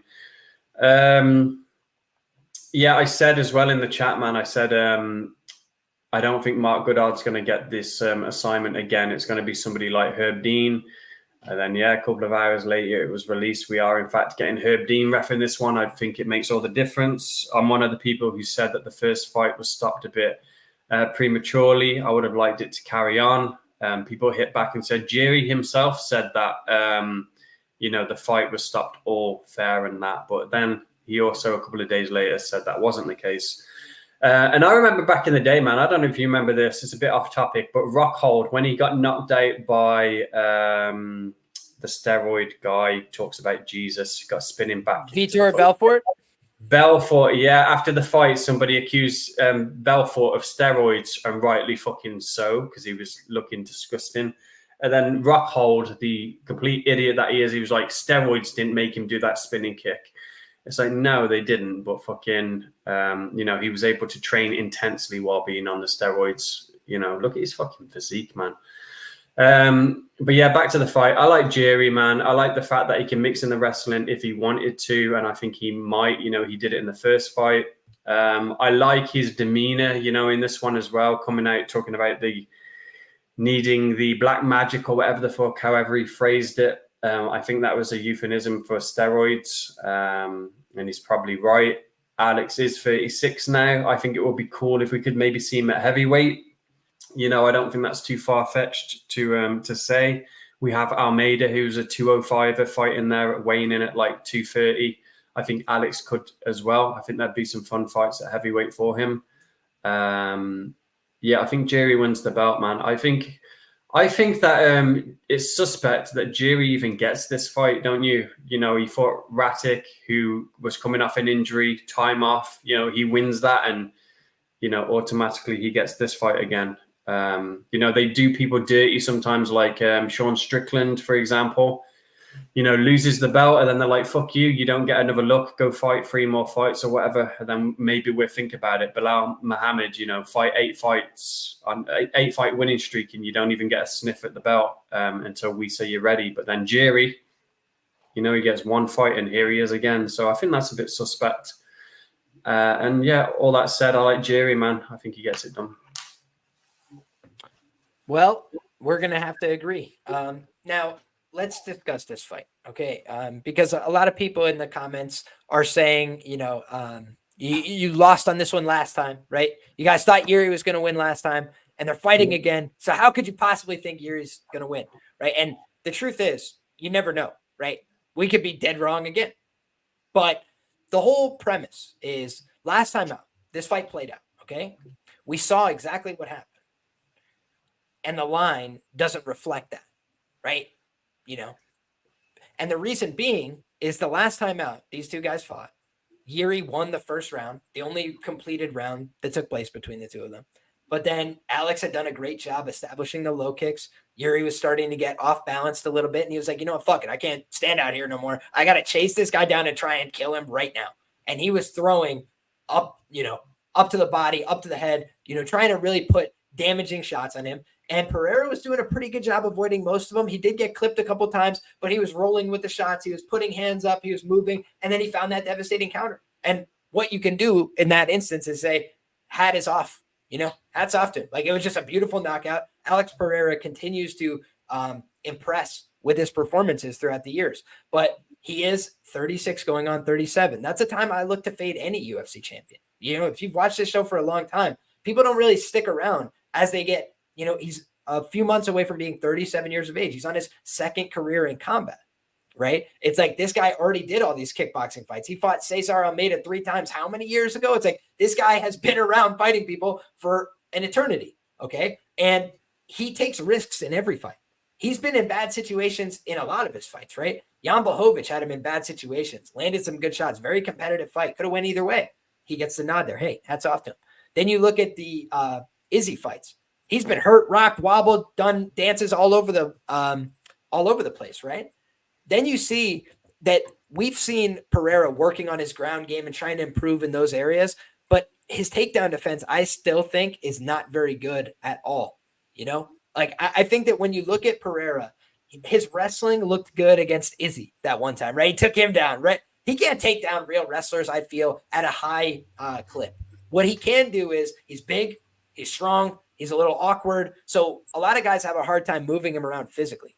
We saw Jiri in his last fight throw Rakic to the ground when he started to get a hold of him, right? When he started to, put a hand on his shoulder, he hit that trip and threw a, like a back trip, knocked him off his balance. And I think that Jiri is understanding in this fight. I need to get this guy to the ground because then he's going to be vulnerable. If he's on his feet, he's confident, he's strong, he's dangerous. He spent 2 minutes controlling Poatan from the top position last time out. Okay. So I think that what we could see in this fight is not only Jiri attempting takedowns, which I think would be wise, but also Jiri showed in his last fight, I'm going to come forward, create a storm that you can't deal with. And Adesanya kind of did the same effect in reverse, right? He was like, clash with me with Pereira. And he kept backing himself onto the fence. He was like evading the low kicks, right?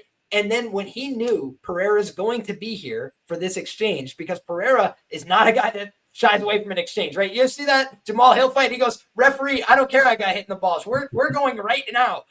But in doing that, his hands are low and he's taking a lot of risks. He comes in all the sparring footage you watch, Poatan gets hit, even by guys that are way lower level than him. The difference is he hits people back and they don't fucking move. So he can knock out Jiri again. We saw it last time. That's always a possibility. But the line is reflecting to me that they think it's going to be a close fight again. And last time out, the one guy who outlanded the other in the first round is Jiri Prochazka. The guy who was having some success looking for power shots in round 2 before he got finished was Jiri Prochazka.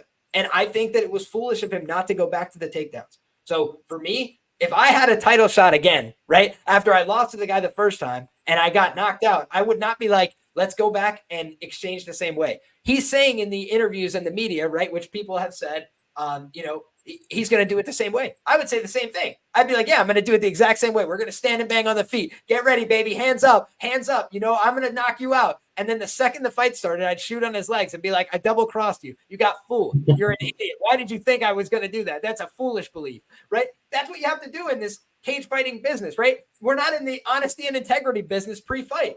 Yeah, right. Jiri has dealt with shoulder injuries. He dealt with a year outside the octagon. Now he's back. He's gotten some fights under his belt. They want to run it again. Why? We already saw the result. Why do we want to run it again? Maybe, like I said, it's to splatter Jiri again and just, Poatan's the man. He's the best ever. But when you're a businessman, most of the time they're thinking not just about today, they're thinking about tomorrow. And when I'm thinking about tomorrow, I say to myself, what is the future of the light heavyweight title? Jiri is 31 years of age. If he loses his fight again, how do you sell him fighting for another light heavyweight title? It's going to be tough. But if he beats Poatan, he's credible. He deserves your respect. And if we want to do a trilogy, it's there. If we don't want to do a trilogy, what did you talk about, Rich? Heavyweight, where he'd fit in just fine. The guy's fucking huge, right? Nobody looks at him and goes, hey, he wouldn't do fine. Tai Tuivasa's out there like, please, brother, please stop hitting me with those. This guy could easily go compete at heavyweight in the UFC. And there's a lot of fun, marketable fights. He's not here for a long time at 37. He's here for a good time. And I think that he's going to go out there and put on big fights, take a lot of risks, whether it's Adesanya, he's going to have all these big fights available to him. But he doesn't have to win them all. He's taking all these huge chances. He's fighting a guy much younger than him with a more developed ground game. And by the way, the only other time he's had an opportunity to run one back that he lost, he went out there and finished King Muhammad Lawal after getting beat by him the first time. So Jiri Prochazka, dangerous guy, a guy who's shown grit, resolve, and ability to come back. He's tough as fuck. He's not going to quit on himself. Last time out, he died on his shield and he didn't make any excuses. He said, hey, I got put out. It is what it is. I'd love to do it again. That's a warrior. He said, hey, I lost the fight and I want to do it again. He's getting another chance. I think he's going to win this fight. But I will say it's not going to be easy. He's probably going to get hit badly. He's probably going to be in a really tough situation. But I just feel like Jiri Prochazka has the ability to weather a storm and be the storm. Shout out to North Ender. I got Jiri plus 140, the perfect storm. That's how he's marketing himself. That's what he believes. And last time out, he showed it against Rakic. If you relent at any point, if you slow up, if you think you had him finished and you can't continue to push, Jiri can continue to push. He got knocked out by Dom Reyes. He still won the fight. He got knocked out by Glover Teixeira. He still won the fight. He's just that kind of individual. So, like, you got to kill him. You got to put him out flatline cold. I think that Jiri Prochazka is going to win this fight or die trying. So give me Jiri Prochazka in that situation. He's got a good chin for his age, don't you think? Like his recovery, as you were mentioning. Yeah, and the other thing to mention, Rich, he fits a lot of criteria for me. He has so many professional mixed martial arts bouts, right? Many of them at a UFC level, whether it was in the UFC or not. Go look at those names, guys. You tell me whether you think Vadim Nemkov and King Mo Lawal and these other guys are UFC quality. I think they are, right? So when you look at the guys that he was fighting, not many slouches among the bunch. He's finishing most of these guys. He's extremely dangerous, and he's been in adversity before. He's seen a lot. He's been taken down. He's been hurt, rocked, wobbled, found a way to come back and win. He's that kind of guy. So I'm really excited about the fight. I think it's a great matchup. I think that both these guys worthy of our respect, worthy of this main event. So fascinating stuff. But at 36, with some injuries, with maybe some suboptimal circumstances, taking the fight on short notice as well, Jiri's now gotten a chance to get back in there, refamiliarize himself with the cage after being out for a while before the last one. I think it's a good fight. And if it was minus 110, I would not bet Jiri, right? And the reason I say that is because I think that would probably be close to accurate. But I think that at any plus money, Jiri's probably the side. And it's just because I think this is a fight that could go either way. If they ran it 10 times, I wouldn't be surprised by, 5-5, truly. So that's the end of it, guys. I think this fight could be a trilogy. So hopefully we'll be talking about it again one day. In either case, Rich, let the people know where they can find all the great work you're doing, brother. Catch me on Twitter. You can see the mush of the week there. Link in the bio for the Patreon. You get the Discord. And it's Invicta week, so if you want to see some videos posted of Kay Hansen sucking dick, join the Discord, man. We got some good stuff going on. God bless. Peace, love, and chicken grease. Guys, if you guys enjoyed this content, make sure you get subscribed to the channel, drop a like on the video, and come back next time because we're having all the same fun again. Good luck, whether you tail fade or you are indifferent for UFC 303. So far on the year, it's been a good year. Coming off a losing event, though, so looking to get back on track this week. And that's all we really got for you guys today. If you're looking for more from me, you can go ahead and find my information down in the description box below. You can find me everywhere at LiamPicksFights. You can find me on Patreon at patreon.com/LiamPicksFights for all my bets and my information. As soon as I post them, as soon as I play them, and conversation throughout the week, you guys can always get a hold of me in there. So thank you guys very much for the time. And until next time, we'll see you guys.